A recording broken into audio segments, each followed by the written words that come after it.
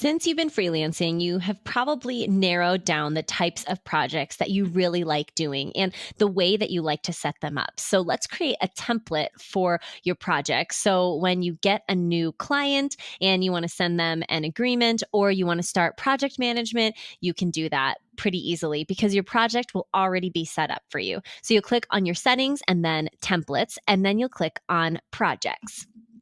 To add a new one, you'll just click this blue plus button, give your project a name, choose the way that you'll charge for that project. And from here, you'll get some extras depending on how you charge. So if you charge per item or if you charge on retainer, you'll get some options here as well.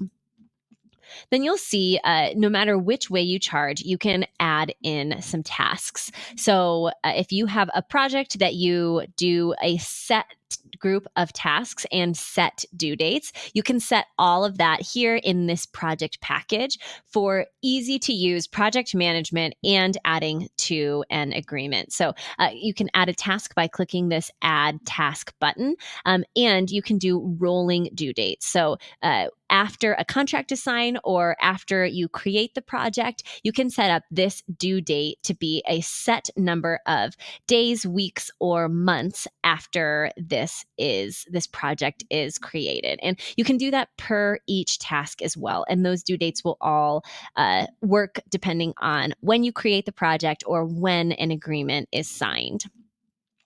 From here, you can add these to your agreements. So if you can add them in your agreement templates, or you can simply add them to an agreement. So when you go into a client and you are working on an agreement with them, when you choose Insert Block, you can see all of those saved project templates are all here. And so if I add one of those, you can see that my pricing structure is there and all of my tasks as well. So that's how you can use that in an agreement. When it comes to project management, you can, when you go to create a new project, you can choose this start from template. You can choose which template you're going to use.